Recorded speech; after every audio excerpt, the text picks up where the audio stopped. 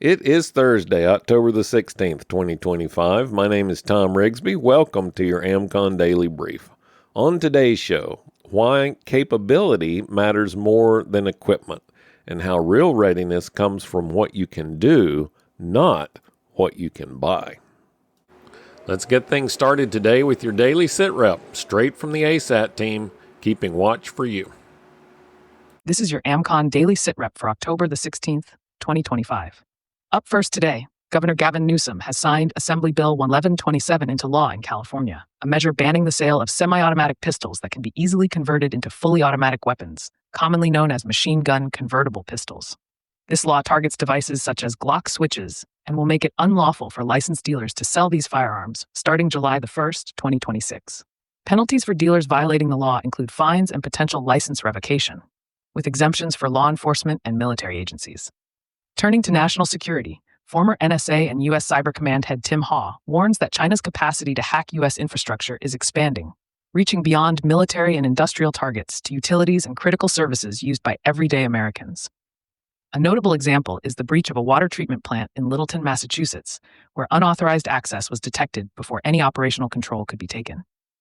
This emphasizes the growing importance of cybersecurity for all Americans, including the use of VPNs and strong password practices to protect home and work networks. In other news, there is a significant shift underway in emergency management policy. The federal agency FEMA is moving to a downsized role focused solely on catastrophic events, with states expected to assume greater responsibility for disaster preparedness and recovery. This shift could lead to less frequent federal disaster declarations, increased costs at the state level, and slower response times in multi-state emergencies. Preparedness at the community and individual level is now more crucial than ever. Looking ahead to weather, a powerful storm system is expected to bring severe weather from the Ozarks to the Mississippi Valley over the weekend. More than 30 million people from Texas to Ohio could see damaging winds, large hail, and tornadoes. Portions of northeastern Texas to southwestern Illinois are especially at risk, with an elevated severe thunderstorm threat level.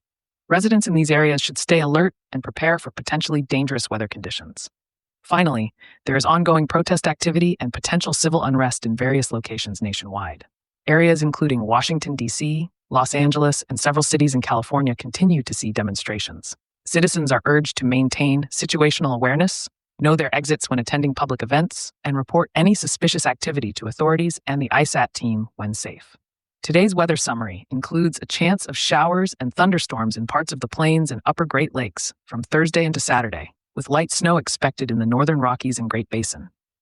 Locally severe weather is forecast for western Kansas and southwestern Nebraska today, with isolated flash flooding possible in eastern Montana and western North Dakota. Frost and freeze warnings are in effect for parts of the central Rockies and central Appalachians tonight into Friday morning. Space weather includes moderate geomagnetic storm activity, likely due to recent solar events.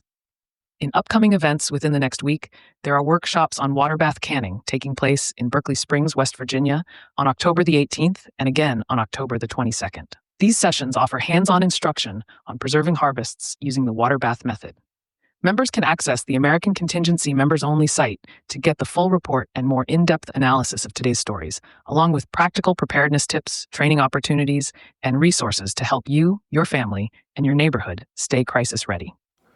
There's a saying that I really like. You can't buy skill in a box. A friend of mine, Mark, learned that the hard way. He bought a top-of-the-line generator a couple of years back and never used it, never tested it. Then when the power went out, it didn't work. Meanwhile, his neighbor fired up an old beat-up generator and it was running lights and fridge within minutes. Mark had the gear, but his neighbor had the skills. That's the difference between collecting and preparing. The truth is, a lot of people mistake owning gear for being prepared. It feels good, looks the part, but gear is just potential until you practice with it. Tools are multipliers. They make your capability stronger, but they can't create it out of nothing. That's why we've been changing our language. Instead of talking about gear lists, we're talking about capability checklists. Because readiness isn't about what's in your garage or in the closet. It's about what's in your head and in your hands. Knowledge, equipment, and practice create capabilities. Capabilities plus resources create capacity. And then when you add community to the mix, that's preparedness. If you've been with me for a while, you've probably heard me say that before. It's become sort of a mantra for me, and it's not just a catchphrase, it's a roadmap. When we focus on learning, training, and teamwork, we grow capability that lasts far longer than the lifespan of any gadget. So yes, buy good tools, but make sure you know how to use them, and make sure your team does too, because a shared skill set is far more valuable than a shared wish list. So here's your challenge today. This week, I want you to pick up one piece of gear that you already own, that you've already acquired, but you haven't really tested it, used it. Fire it up, take it apart, use it in a simple, safe drill. Better yet, show somebody else how to use it. The moment you share a skill, you double its value.